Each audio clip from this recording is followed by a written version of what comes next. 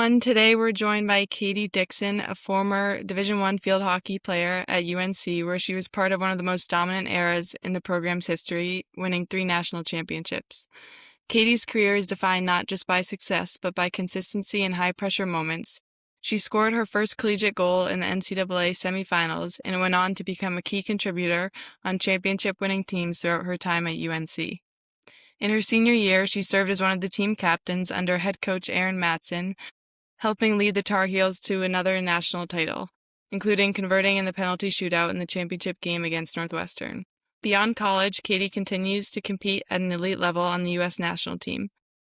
I hope that those that have listened to us before don't get sick of hearing this, but truly the reason we're bringing Katie on is not because she was a standout starter and captain, but it's mainly because our former guest, Allie, nominated her and highlighted her ability to bring others into her faith, navigate high expectations, pressure, and growth across every stage of her career while making everyone feel included on the team. We're excited to talk with Katie today about her journey through elite sport, what those years taught her about mindset and resilience, and how she defines success beyond the field. So Katie, to start off, our first question is, who are you, what do you do, and why do you do what you do, in your own words? Yeah. So thanks for having me on. My name is Katie Dixon, and I am going to say field hockey player. But first of all, whenever someone asks who I am and what I do, my immediate instinct is to be like, well, I'm a child of God, and that's really a huge part of my journey is my faith, and that's ultimately where my identity rests. But I do play field hockey, and that's something that He's gifted me with. So that's something I always like to say just to start off with, and that's kinda what I do. I love that. It's amazing. I know Kayla likes that. I was excited to talk to you. Maggie was like, "Oh, you're gonna love Katie." I love just hearing people's faith journeys and kind of how they're guided in their own life. But so I think with that said, we want to start from the beginning. I know we know you had played 3 sports as a kid and wanted to hear kind of about growing up as an athlete, growing up in a family that's driven by sports and athleticism, and then also how your faith at a young age was formed and kind of what created the foundation of who you are today at those early years. Yeah. So I grew up in a very competitive family. Both my parents, went to UNC. My dad actually played basketball, JV basketball for UNC, and he was one cut away from the varsity team with, Dean Smith. I don't know if you know who that is, but, huge famous head coach at UNC.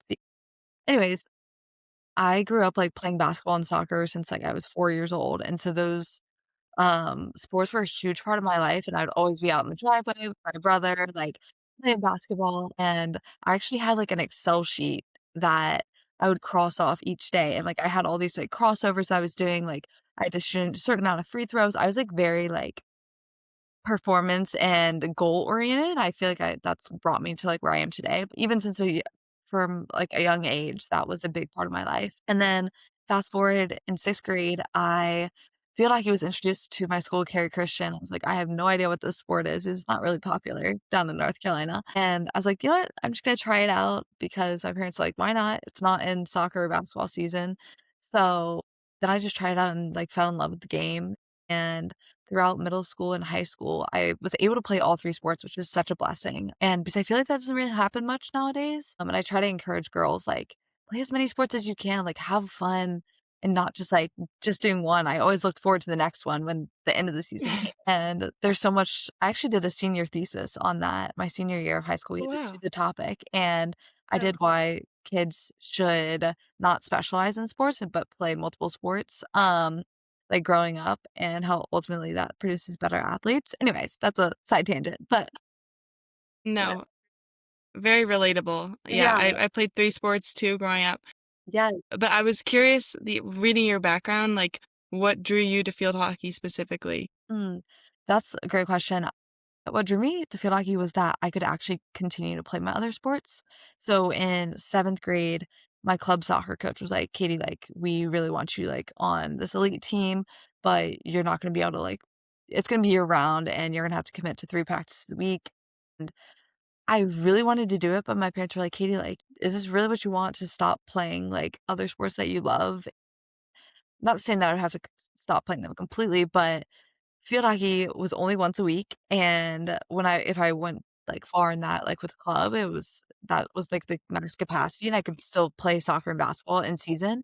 So that was kinda what drew me to field hockey initially, and then once I saw a UNC field hockey game, actually, it was my 6th grade year, I was like, "Oh, this is really cool," and then I came back my 8th grade year to one, I was like, "I wanna do this," like, in college. So that's kinda, like, what drew me to field hockey. I love that you talk about the love that you for the sport and how it's so like we talk a lot about childlike joy, but it just like you just were drawn to it for the very innocent reasons, and then it ended up kind of propelling you. And I think that's why you've been so successful because you truly found the joy early on. And when we talked to Allie, she was saying like if you don't love what you do, you're not going to be good at it. It's really going to be a waste. You're not going to be able to discipline yourself into loving it either. So I Exactly. think that speaks volumes.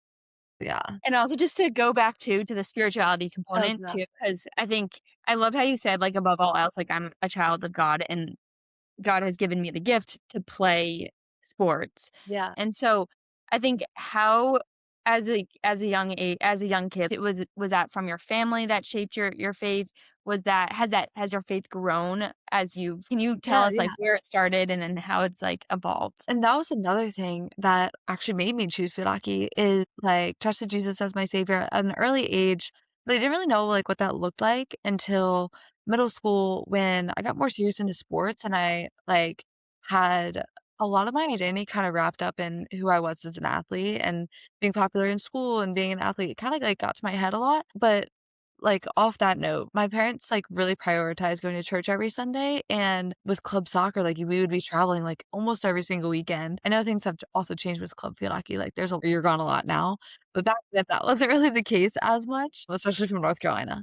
Well, I don't know about up north, but we really didn't travel that much on the weekends, so I was able to attend church still and play my 3 sports, so it was, like, the best of both worlds. Yeah. So then I mean, I wasn't saying, like, I love to go to church every Sunday, but that was something my parents and family prioritized. But then as I grew up and got older, I realized that, like, my identity, like, I was missing something that, like, I was being successful in these sports but something was still, like, not all the way there. Yeah. And I think going into high school, I was kinda, like, on top of the world, like, had committed my sophomore year to UNC and was, like, all-state soccer and all-conference in basketball, so I really had everything that I dreamed of and that meant like, in that instance, and then, like, as I'm sure you, like, kinda read my story, but I tore my ACL my junior year, like, going into that year, and that was, like, the first point where I was like, "Whoa," like, my identity cannot be my sport, like, this is not gonna satisfy me, and this is not who I am as a person, and I think that moment kinda, like, changed my whole trajectory of, like, the rest of high school into college and now professionally, in just the way I view success and the way I view relationships on my teams and how I treat other people, so yeah, I know I kinda went off on a tangent there, but Oh, I love that. I think it's takes some people like that moment of being like, I'm not always gonna be on top of the world and there's things that are gonna go wrong, but like life is not consistent and life is never just like an upward trajectory. There's ups and Yeah, there's downs and there's peaks and there's lows. And I think when you have that faith piece, you realize like that's the one stability and that's the one thing that can carry you through it all. I think it's hard to be born with that understanding, but it's like takes life experiences to like kind of understand that and have the faith that there is something greater and there's something that will carry you through all those times. So I think that's a great example of kind of what drew you towards it. I think the injury part of sports, like since you're not like an athlete only, but like the injuries is such a huge part of sports. Can you bring us a little bit closer into like what that experience like, especially as a young athlete? Because I think some people can experience an injury like that. And you said that your first response was like, oh, I cannot just be an athlete. yeah, So what drew you back to playing and like committing so much time and energy to it for the rest of your life still, while also knowing that it's not your identity? Like that's kind of hard to do because think yeah, about all the hours and time that you put into it and mental energy. exactly. I wanna, like, touch on that as well because I know there's, like, probably so many athletes that, like, listen to this and, like, maybe even afterwards, like, you didn't reach that point of success or you didn't see the fruit of, like, why that injury happened, and I think that's honestly the hardest part for some people too. But going back to, like, that year, I think I realized the importance of also, like, how strength training is super important to an athlete and, like, not even an athlete, like, your overall well-being as a person, and I think taking care of your body and giving it rest is another thing that I'm still learning, and I learned through that whole year, like, when you're rehabbing an ACL, like, you have to just sometimes wait.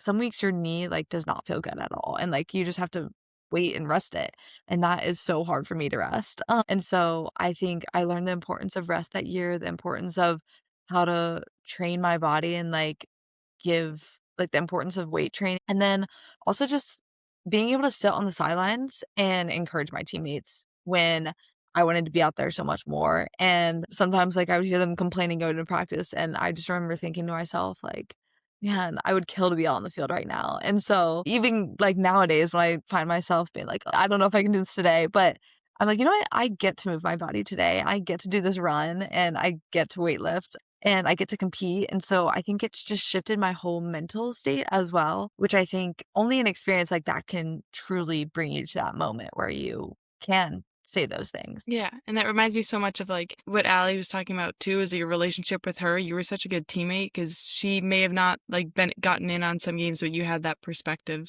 Yeah, to share. yeah, Not o not only the perspective piece, though, I also wanna dig into, like, the mental part of injury because I think that like, do you have any, like, yeah. strategies that got you out of it? Did you go to your faith, or did you have other different strategies? The biggest thing for me was actually journaling. Journaling is, like, a huge part of my, like, day-to-day routine, and that started with my ACL my junior year, and I actually have, like, so many actually well, right here. This is my desk, but, like, Lovely.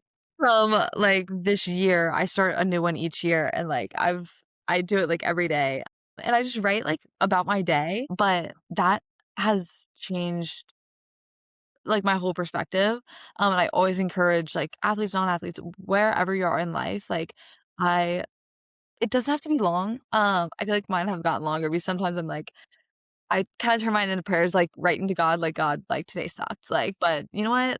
I try to at the end of each journal entry, I write, like, gratitude. I'm like, "Thank you for my family." Like, "Thank you for something," even if the day has been disastrous. I'm like, "I can at least thank him for one thing." And I think that mental side of not just my sport, but my life in general has provided me perspective that I wouldn't have if I don't reflect on my life. And it's cool to, like, look back at journal entries as well and be like, "This is an answered prayer," or, "Man, that really wasn't a big deal even though I thought it was a big deal," in that time. So, yeah, I don't know if that is a Was helpful thing. that No, but was that hard to stick to? Would you mark the ACL injury as the journaling start? Did someone tell you? I remember when I was younger too, like, my mom would say, like, this is actually my struggle, like, freshman year Yeah. transitioning to college. She was like, "Just journal. Write 3 things you're grateful for every morning," and I remember being like, Uh, how did it actually stick, and when did you actually notice the benefits of it? Because now the reason when I started, Kayla, was, I went off, like, on, like, a 30-day backpacking trip, and that's when it was like, "Well, there's nothing else to do but journal." yeah. So, I'm curious to hear. I think what's, like, kind of sparked the whole thing was I was really struggling, I think, like, well, when I first tore my ACL, I had a journal, but I would only use it, like, maybe once every, like, 4 months, and I would write, like, 1 entry, and it'd be kinda short. But when I tore my ACL, my I remember, like, finding the results, and, like, I was sobbing, and my dad came in my room, and my dad is actually really I think both my parents journal, but my dad is, like, really consistent with it, and I remember him, like, showing me some, like, journal entries of, like, him praying for my mom, like, before they had met, and just, different things like that, and that kinda always inspired me, but he's like, "Can I use your journal?" I was like, "Sure." Yeah. And he wrote a Bible verse, and it was the passage in the Bible where it talks about God strengthening Samson and, like, Samson crying out, "God, like, strengthen me once more so I can bring glory to you." And he wrote that passage down, and he was like he wrote in my journal, like, "God will strengthen you once more if you just, like, continue to trust in him and put your faith in him. And I remember, like, obviously in that moment, I was, like, really upset, and I was like, "Why would God do this?" Like, all these things, but I after that, I was like, "You know what? I'm just gonna try to journal," and my dad was like, "This is great, like, you just try." So it was kind of really inconsistent at first, but then I hit a point, like, about 3 months into recovery where I was just down bad. I was like, "This is awful." So I was struggling with comparison on Instagram and, like, what all my friends were doing that I couldn't walk, and they were getting to go ice skating. It was just not a good time. And so because I love being active, as you can tell. And so I was like, "You know what? I need to get off Instagram and, like, start doing something." So then my brother was also reading the book Atomic Habits. I don't know if you've heard of that book, Yeah. I do, but he's like, yeah, "You should make a habit out of it." I'm like, "You know what? This is not what I need to hear right now." But, I was like, "Okay, I'm gonna make a habit out of it." And so I started doing it every night, and that would be, like, before I went to bed, I would put my phone, like, across the room and then just journal. And then it's crazy when you do build a habit, like, it was just part of my nightly routine, like, I just started doing it, and then that carried through college, and yeah, now I do it in the mornings now because I'm just much more of a morning person. I've seen the results of or the benefits of it too. I love that. I That's think nice. I think to Maggie's point, I've, like, gone through periods of journaling, and I love looking back at my Yeah, journal, and I know that, like, how much it really does help, like, just my mental clarity. yeah, So, I think you're encouraging me to get back on it and to yes, do because I completely agree with you. I think it's, like, just so good, and just I think you hit on it too. It's like it's a way to kind of, like, clear your own thoughts, so, like, the negative thoughts, the things that, like, are going and getting, like, wrapped into your head and you're spiraling, but it's also a way to, like, turn it and be like, "Where is there gratitude? Where is there space for good?" And there always is that space to make, but sometimes you need to process out the negativity, and I think just it is such a powerful tool. Is there anything else that, like, you do in on top of that? Like, do you meditate? What does prayer look for you in, like, other ways other than journaling or yeah. to get through kind of Yeah. I'm, like, a big proponent of, like, getting up in the morning and, like, studying my Bible and, like, doing, like, a little Bible study. So I wake up I mean, right now, my routine is, like, wake up at 6:30, and I my Whoop wakes me up, which is really nice, not my phone. So, like, I What? don't look at my phone in the morning, which is really nice until I've, like, done my quiet time, or, like, I call it my quiet time, but, like, time in the Bible, like, journal, and then I, like, look at my phone because that's kinda, like, helped me, and I did that in college too, because otherwise, if I looked at my phone, then I would get distracted and busy and, like, start with my day. So that's really helped me in the mornings, like, take it slow and really, like, be with God first before I start my day, and that kinda, like, gets me on a good note. Obviously, some mornings doesn't happen, but for the majority of, like, my college and, like, post-college experience, like, that's been something that's, like, rooted and grounded me each day. Um and yeah, and then also being I think another thing that's helped me, like, in my athletic career is just staying in community, and I know, like, having friends like Allie and, like, my other, like, roommate, Cassie, who are solid believers and, like, our faith, being surrounded by community and, like, girls who are, like, outside my team, but also in college, it was, like, all my team some, but that have the same values as me and that I can connect with and be vulnerable with, that's helped my, like, mental space as well, being able to be vulnerable and, like, "Hey, how are you actually doing?" And, like, I can trust you to share, like, how I'm doing too. So, I think that's such a great point, and I think community is something that Maggie and I talk about a lot and just how important it is both as an in like, just to navigate your own individual journey is, like, kind of being able to have that time to reflect internally, but also having the people around you just support you and carry you through, like, the good times, the bad times in life. And I know you mentioned, like, your sports teams, your school, like, there's all different communities that you can be a part of. yeah. But how do you navigate finding the communities that you feel aligned with?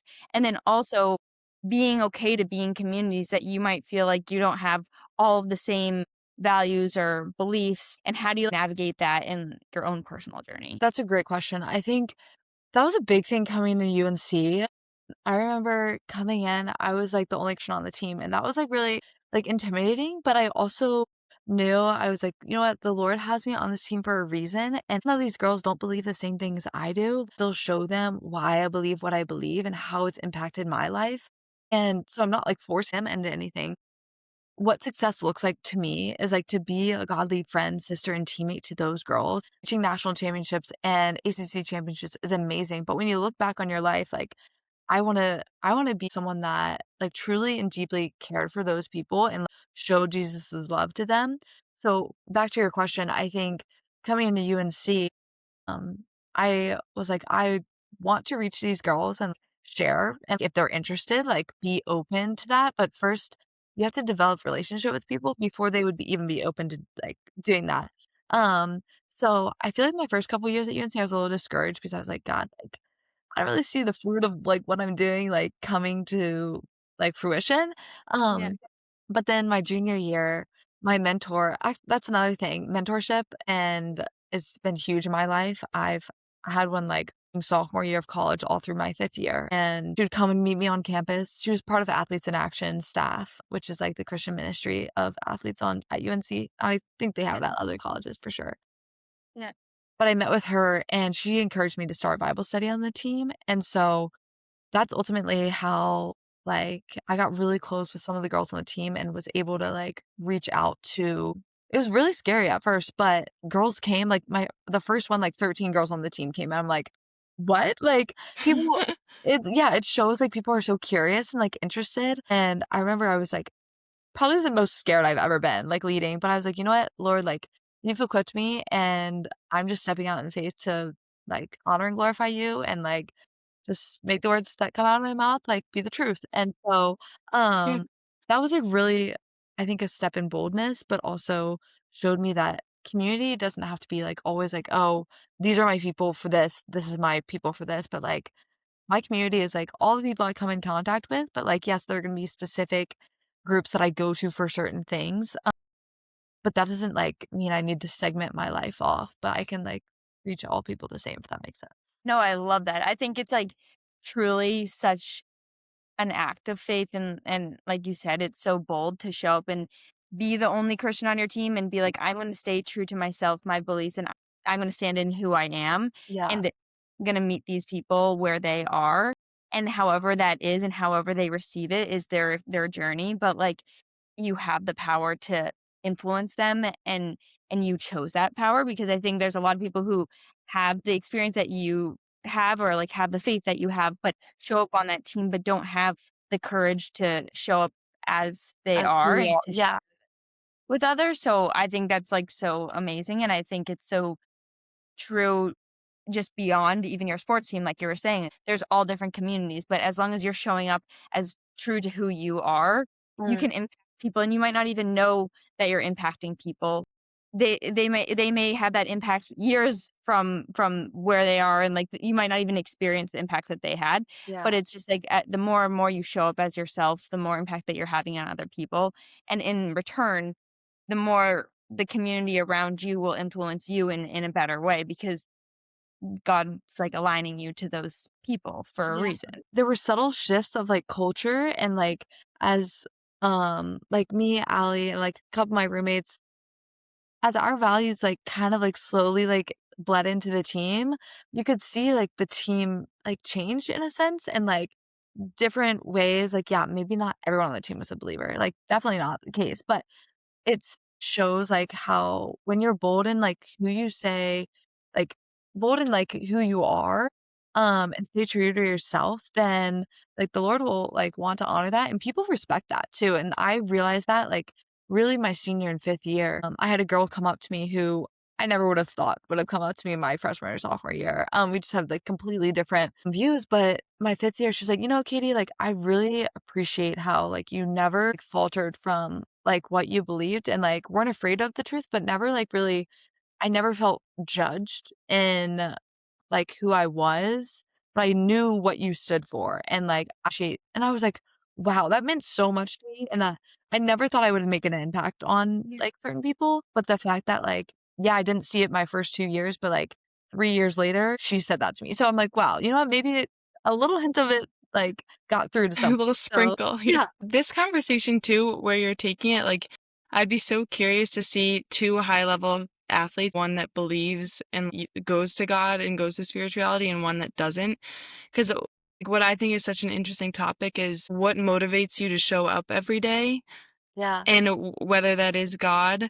I just think it's so interesting. Like you're competing at such a high level, you're committing so much of your mental energy. At the same time, you're kind of surrendering to God in a way and saying, please let Yeah. this go in the direction that I want.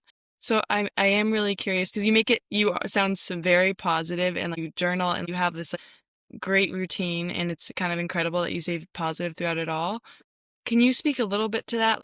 Because it's not that easy to just Oh my goodness. journal and show up and believe in God and believe that things will work out. So when your drive kind of faltered or if you lacked a little motivation, where did it come from? Oh, exactly. That's such a good question because I think that's also where I had several teammates come up to me and be like, why are you doing this? Like, why is it worth it?" I think not a lot of people know this, but like my sophomore and junior year at UNC were probably some of the hardest. Like, I think people always look at the success that you have and like being captain, like 3 national championships, all that. But like, I barely played my sophomore and junior year at the end of the season. Like, my playing time just decreased.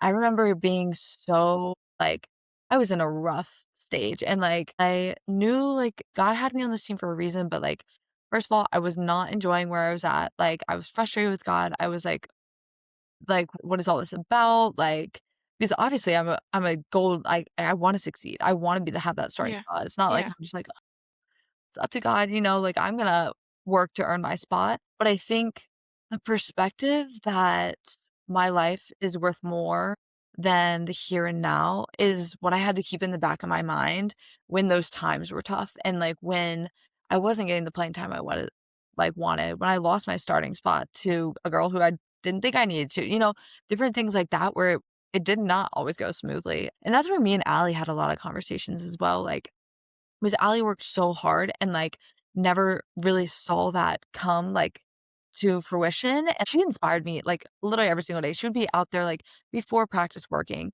and I think that's also why me and Allie got so close because I saw how hard she worked, and we had a lot of conversations of, like, okay, what is my purpose? And like, why am I here? And I think when you don't have God in the picture, that becomes very unclear. And I think that's ultimately like kind of what got me and Allie close is like talking about faith and like why I believe the way things I do. And I think that's what ultimately like draw her I knew she had a faith background too, but, like, draw her closer to the Lord, like, those times, sometimes the Lord uses that to bring us to Him, but I think for, like you said, the girl who, like, doesn't have a faith, I would, like, ask them sometimes, I'm like, "Well, like, what's the end goal for you? Like, where do you find your purpose?" And because, like, the support's not always gonna be there, and sometimes I would leave them speechless, which is okay, and, like, you don't have to have an answer every time, but, I think it is something good to like, talk about because you're gonna have those stages throughout your whole life. Like, I'm not gonna be able to play field hockey forever, but I know my purpose is to love and serve those around me the way that the Lord has. Well, maybe their answer is just different in that way, Yeah. and that's, like, what drives them, but I think it's cool to reflect on that, like, no matter if you have a faith or not, like, ask your why of why you're here and why you like to do what you do, um, and what's your goal trying to get out of it, so I think it's the why. It's like having the deeper meaning and whatever like wherever you find that, whether it's faith, spirituality, any answer that kind of works for you. But I thought that was an interesting question because I've always thought about that, like believing in God's plan and believing that there's a plan for you. But okay, but today is today, and you have to work to get there. Still, it's not just gonna unravel. Like there has to be effort put in. So I thought that great answer, by the way. I thought that was very Thanks. interesting. I have a question. So, just in life, like there's ups and downs. There's times when you're playing, there's times when you're on the sidelines, and that purpose is different. And what is it like for you? Or can you like tell us about a time like when you've experienced you haven't felt your faith as strong as other times in your life? And what does that feel like for you? And what do you do during that time? yeah. I think that's so real because it happens more than you think, like, sometimes I'm like, "You know what? I do not feel like reading my Bible today, I don't feel like praying, like, I don't really wanna go to church," like, and I kinda like almost like a dry season where I'm like, "You know what? I really, like, am not feeling it." Yeah. I think the most encouraging thing for me in those instances is to find other people who like are excited and who are in a season where the Lord is like blessing them and they're excited, they're on fire, and that always kind of brings me back. I actually recently, about a month ago, I was just kind of in one of those like funks where I'm like, I don't know. I mean, I know I'm here, but not really feeling motivated. And two of my teammates at USA had recently retired, and they were really strong Christians on the team, and they were some of my best friends. So I was like really like sad, and I was like, man, like what is it gonna look like without them? But I remember also being real with them. I'm like, guys, like I really am just not motivated right now to like read my Bible and stay in the word and like pray for my teammates or even be encouraging to them. They're like, you know what, Katie, like the fact that you've not acknowledged that and brought that to us, like, that just shows, like, you want something more, and, like, the fact that you can come to us and just so we can encourage you and hear how, like, God is transforming them in the midst of their retirement, because it's hard to retire and, like, completely step away from your sport and, like, try to find a job now. So, my friend Kelly, she's trying to find, like, what she loves to do now that she's done with field hockey, and she's like, "I've seen the Lord open up doors," like, this place that she was getting hired, like, she didn't think she was gonna get a job there, and they called her back, and she's like, "Wow, like, the Lord is answering my prayers," and even though it didn't happen immediately, she was, like, really bummed, but just hearing encouraging stories from your friends can also motivate you, be like, "You know what?" Like, it kinda gets you back into it a little, Yeah. but those seasons are so real too. Yeah. No, I love that, and from my experience, I'm like, "Why do I feel like this?" Or, like, Yeah, "I shouldn't feel like this," or whatever, and but I think regardless of if you have faith or not, like, there's times in your life where things aren't going as you want them, or, like, you feel like you're, like, fighting each day yeah, versus kind of flowing with it, and I think it's when you're fighting that, it's even easier to just, like, go in your head, and then you start kind of, like, going it's like you're fighting it even more. That's where you surrender the most, and you're like, "This is just where I am right now, and I'm trusting that, like, this quiet time is gonna break through for, like, a 2." yeah, But rather than, like, getting in your head that, like, "Oh, I'm not where I should be," or, like, "I'm not in the like, I'm not yeah. I felt something differently 2 months ago, a year ago, but just, like, trusting that you're still moving forward and you're still growing as long as that you're, like, choosing to stay aligned with that path. I think that's Yeah. another thing is, like, even when you're not feeling a certain way, being able to lean on your habits and your people is, like, super important, and I think, um, also a big thing that's, like, helped me is, like, when I'm in those seasons, recognizing that doom scrolling or being on my phone for extended period of time is, like, detrimental to that. So, like, I've never had TikTok really, but, like, Instagram is like, "Okay, I know I need to set a limit because comparison and just mind-numbing scrolling is not gonna make me feel better, even Yeah. though it can feel like rest." Like, that's not true rest, and that's what I've also learned, like, throughout the year, like, what do I do for rest and, like, to reset my mind, so, yeah, that just reminded me of that.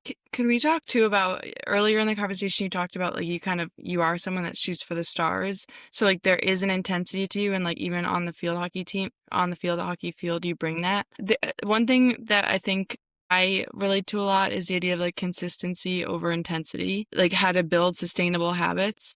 It's like if you go too intense and you're all in all the time, sometimes you fall off. So I'm not saying that this for your faith, but it reminds me because you just talked about it. Like maybe if you are all in on your faith 1 month and you're going to church every week, then the next year you're like, whoa, that was too much. So, but I want to bring it back to being an athlete because I'm sure a lot of athletes will be someone who want to listen to you and hear from you. What Yeah, are your thoughts on consistency and intensity and the ability to do that? And how was that managed at UNC when you were there? Because that like, yeah. you were at a top program. Yeah, I think that's a huge thing that both coaches, Coach Aaron and Coach Shelton, both harped on is consistency. And I think even like from a young age, just the consistency of getting out in my driveway and doing those basketball drills, like you realize that in order to perfect or not perfect, because you're never gonna get perfection in anything, but in order to build those habits, consistency is just such an important part of being an athlete. Like for instance, like lifting weights, if you lift like 7 days a week and then do nothing the next week, like that's going to do nothing for your body. Like, and so learning just the importance of balance and also just like getting in the gym when you need to and not overdoing it, because when you do, that leads to injury or like mental burnout, fatigue. And I think that's also what I talked about in my thesis when I was a senior. Like, if you play the same sport since your 6th grade to college, like at some point you're gonna burn out and like not feel the joy that you had before. So I think at UNC specifically, I that's kind of more of the player I was. Just they wanted me in the midfield, just like, okay, do the simple, super flashy player, but just get the job done. Be someone that we can count on, that you're not going to make any like amazing plays, but you're not going to make any awful plays. So that was more of my identity as a player at UNC. So I think now reflecting back on that, it shows how important just that I can still be intense, but I can be intense by also doing the simple well. So, I don't know if that makes or Did answers your question. No, it does. Did you ever feel like you had to hold yourself back or like you went too intense at times, or what do you feel like the structure of your team for that? Yeah, I think at some points I did overdo it in the sense of, like, wanting to be, like, the fittest, the, like, do everything right. I think that's why me and Allie were such good friends, because we were, like, pushing each other constantly. And, Yeah.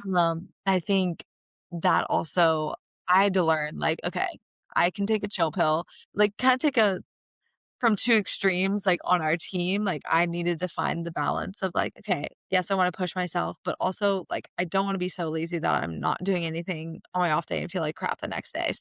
Yeah. I think there's, like, a balance I had to find in college for sure. Do you believe in balance, would you say? I think, oh my goodness, yes, and I think it's, like, social and sport balance for sure, like, spiritual, like, everything in life. My dad would always say, like, everything in moderation, and that's so for all things in life, I think, and yeah, for sure. So I do too, actually, but I've been hearing so many things about there's no such thing as balance. You're always gonna, especially if you're like a busy mom or whatever, not just being a high performing athlete, but I truly feel like it's been something that has consistently stayed throughout my life, and I try so hard to come back to the idea of balance. And it's hard when we're in a world where it's all or nothing, Yes. even for like young athletes being recruited. It's all in, but I think it's just an interesting topic. I think also it's, like, balance in the sense of finding like, not putting all your, like, energy and focus into one thing and completely ignoring other things in your life as a result. And I've seen friends and like teammates do that and how detrimental that is. And like if you go all in your social and ignore your school and your field hockey later down the road, that's gonna bite you in the butt. And if you put all your eggs in field hockey, then it's like, oh wait, where's my degree? You know, like what do I want to do with my life? Cool. It's like, okay, I missed out on 4 years if I'm just focusing. So I think there's different ways, and we're gonna get it wrong, and I've gotten it wrong several times, like, different seasons in my life, but always going back, "Okay, why am I here, and what's my purpose, and what has the Lord gifted me in, and, like, how can I use that to serve Him?" Whether that's school, field hockey, or my relationships that I have with people, so that ultimately, I think the balance I have can be rooted in my purpose, but that can be different for everyone, you know? But I think for everyone, ultimately your balance is gonna be based on that foundation of who you are as a person. That is so well said. The fact that it's the balance is it's rooted in your deeper purpose, and that's why people are able to find balance. And Kayla and I actually went to see Sahil Bloom speak in Cambridge. I don't know if you know him. He wrote The 5 Types of Wealth. He talks about whether it's social, and I'm relating it to wellness now, or health. So it's like social, emotional, physical, whatever it is. Yeah. Like you think of them all as light switches. So it's not that you're turning it off. So like you said, it's not like you're all in on one thing. They're just dimmer. So like, think of the light switch that you can slide up and down. You should never, this is my opinion, and I'm going to say it strongly because I believe in it, and it's what Yeah. like makes me live my life like in a joyful way, is they can be dimmer at times, but you should never shut one off. Yes. Or 100%. maybe, because you could live 4 years or 2 years and be like, this is sweet. Those lights are off, whatever. Okay, wait 4 more years. You're going to feel, just to your point, the effects of turning those light switches off. Off, yeah. That's so true. Or you could think about it if you're like DJ, moving the things up and down all the time, if you're more into that. I like that image though, because it's you're never constantly going to be in balance with like, because life is just always evolving, but the goal is to bring yourself back to balance. So it's you get a new job and I'm not my routine. And I think it's like what you said, Maggie. It's like, how do I get ramped up in this new job, Yes. but then also continue to Not prioritize the other forget areas that keep me into balance and that. is trusting that you can come back into balance and not getting too stressed up out and too in your head. That Yeah, and to the balance too of being a high-level student athlete, what habits do you think you had in place? Did you find yourself creating systems? I was a huge schedule person for sure. Yeah. And I'm trying to get more it's funny. So me, Allie, Dort, and Kirsten, those were my 4 roommates in college. And we did this thing at the beginning of the year where we had to like each say something about one person that they can improve. And so it was a very vulnerable time. It kind of got a little like, okay, this is good. But they're like, Katie, something that you need to work on is like everything's on Katie time. And I'm like, what does that mean? And so they're like, Yeah. well, when we say we're going to leave at this time, if we're not on that time, like, we're done for. And I was just a very scheduled person. I'm like, okay, yeah, I can work on being more flexible with my time. Like, that's a great critique. And so we did that for each one of us. It was actually a good exercise. And it takes like true friendship, I feel like, to be able to call people out. Yeah. But that actually has always stuck with me because I'm like, I'm such a scheduled person that sometimes balance for me personally can look like spending the extra 10 minutes to talk to that person that I really wanted to get to like, this thing, but you know what? I can take the extra 10 minutes to talk to them about their day. Something like Yeah. that. But I think in college, it really did help to have a schedule. But I think sometimes I took that to the extreme. Okay, I'm doing this then. And I felt so productive. But at the end of the day, okay, I would just look to the next day. I'm like, what am I going to do today? Taking the time now, I feel like post-college, I've really reflected on that and be like, "How can I be intentional about my time and manage it well, but also open that up for other people and be more giving in that or in that situation?" Yeah. I can relate to that. I think actually creating the structure gives you more freedom in that sense, especially if you're a schedule-oriented person. And then when you have it set, then everything else gets easier. Yeah. Even if it works for you that way, where it's like, all right, this 30-minute hangout is actually scheduled, but not scheduled because it's kind Yeah. of free within that 30 minutes, it can be helpful to think about it that way. Yeah. That's what I've really enjoyed post-college as well. Like, I think time management is super important because time can fly that, but being intentional about how you spend that and, like, how you're gonna go about putting, like, time into things that you fill your cup, but also can fill other people's cup as well. Yeah. Because I think, too, in terms of good athletes versus elite athletes, creating those systems are extremely important. Yeah. And, like, taking care of your overall wellness too, like, sleep is something I still value a ton. Routine, literally have a bedtime routine that I do, like, every single night. I literally get in bed at, like, 9, and I, like, do, like, my skincare, brush my teeth, whatever. As I'm doing that, I, like, shut off my phone, do not disturb. I, like, put my phone in my bathroom so I don't even look at it anymore after Yep. that. And I get in bed and I read. I just, like, love to read too, so I read all types of books. But I normally read for, like, 15-ish minutes, and then that, like, puts me to sleep, and I, like, sleep throughout the night, which is really so it's not like a crazy routine, but I like to read before bed, like, shut off my phone at a certain time, um, Yeah. and that really helps me sleep well. I love that. My problem sometimes is that I go to bed very early too, but I just fall asleep right when I hit the pillow. I want to read my book, and then I open one page, and then it's Yeah, you're like like, closed "No, already. that Yeah, happens to me, like, half the time, like, 5 pages, I'm like, "Oh." So, that's so funny. yeah. I love that. It's been interesting to kind of hear the routines that you have and how you've developed them, especially being an athlete in like college, because I think there's different college experiences, and you can Yeah. go through college feeling like all your routines are out the window. But like I think having sports and the team aspect kind of creates that consistency and routine around your day. Yeah. And then now that, like, you've moved on from UNC and I know you're still playing field hockey, how has that, like, routine shifted, and what have you continued to prioritize? Tell us about kinda your day to day now versus being in Sure. college. Yeah. So we still train in the mornings here. So I've kept my morning routine pretty much the same. Whereas in school, like I would wake up and like do my quiet time, go to class. But now it's like wake up and then I go to training and then we have like lift. Afternoons are like kind of like hybrid for me. I like work part-time at like a wealth management firm, like in with Fidelity. It's one of my UNC teammates, her dad. I work for him, which is great. So it's super flexible. He's so understanding. I've learned a lot. So I do that like part-time, Yeah. and then I also train girls. So that's been cool in the afternoons to like build a schedule, even though I don't really have like a set schedule every single day. Like because sometimes we train twice a day, etc. So I still have a good schedule and like block of time of when I'm doing things. It's just like, okay, how I'm gonna fit in social interaction now because now it's like house and I have to plan, like, when to drive to people instead of, like, "Oh, did you just walk next door and, like, there's your Yeah. friends." And even just, like, calling catching up with my, like, college friends and for my best friends, it's like, "Okay, I need to, like, actually talk to you guys on the phone and, Yeah. like, catch up, not just Yeah. send random texts about, who knows what." Totally. So, it's finding the way I feel like I've gotten a routine now, but it definitely was an adjustment, and yeah, so Yeah. It is hard. I think, like, as life changes, it's hard, but I think to have those to be somebody who's disciplined and who creates routine, the easier it is to carry them into different phases of life, and so I think, like, it's kinda obvious from you that you are somebody who prioritizes routines and has created, like, schedules and that have benefited you in positive ways, so It seems like you've maintained the balance too by continuing the sports, continuing for the part-time, and then also mentoring kids. yeah, You also you touched on too your definition of success, and I think yeah, that's a big thing that we talk about. Can you, in your own words, say kind of how you defined it in college and then how you define it now? yeah.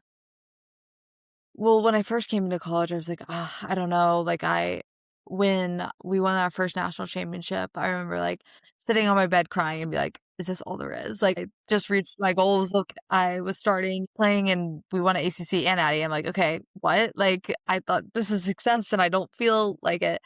yeah, So then I wrote a definition of success down in college. I feel like it does kinda, like, stay the same, but I still have it in my notes. I'm actually gonna read it because I like Yeah. the exact wording I used.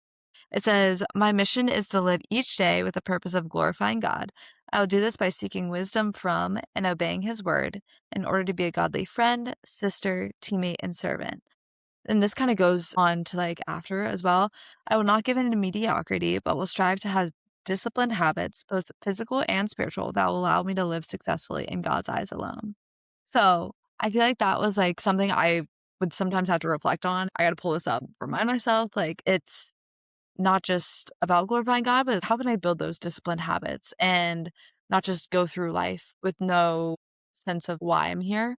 But I think success now is the same thing. And so Yeah. that definition can stay throughout my whole life, which is really cool. I love that.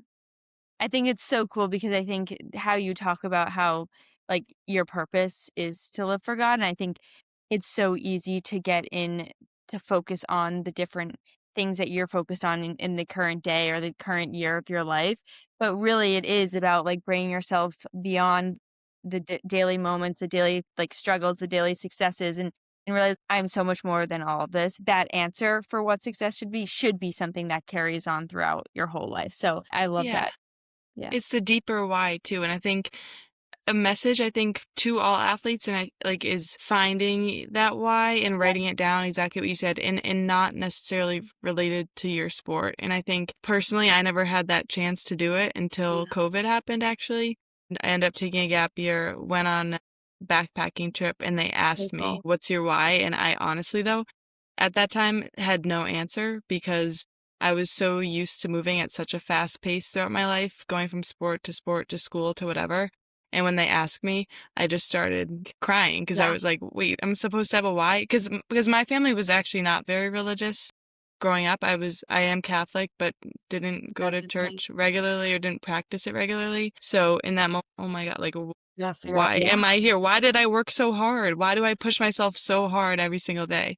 So going back to it, whether you are religious, whether you go to church, whatever, it's Finding. taking time to figure out your why and why you're doing what you're doing gives you so much purpose and so much meaning. Yeah. And I feel like in our culture nowadays, like people don't really want to think about it because it is scary sometimes. Like it can bring you to tears when you're like, you don't necessarily reflect on your why. And so I would encourage like all the listeners like to reflect on that. It is scary, but like if you can, or like when you find it, that would be something that's an encouragement, and it doesn't have to be scary. And like you said, when you do find that, then you can find that joy in the day to day, in the grind when life sucks, and you can have something to like base your life on. So Yeah, I love that.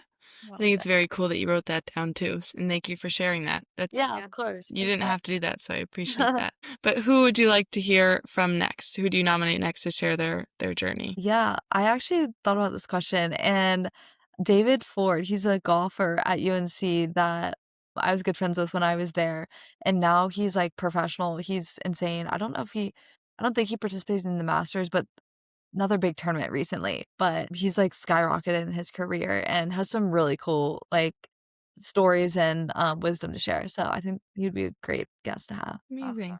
I'm And you think excited. he'll say yes? I think he will. I think he will. Okay, well, So we'll let you know. hopefully, I can give him a text too and let him know. You'll have Perfect. to say good So, things. yeah, I'll say all good things. You guys, it was so Perfect. fun. I loved it. Amazing. Thank you so much for doing this. I feel like you're just like such an amazing person. I know you're Yes. like an amazing human being. So Oh, it's just been thank cool you. to experience who you are and everything that you stand for. So, Thank you, um, guys. It was so fun talking to you. Thank It you. was, like, so easy. Loved it. oh, Amazing. I don't know. All right, Katie. Thank you, Yeah. Katie.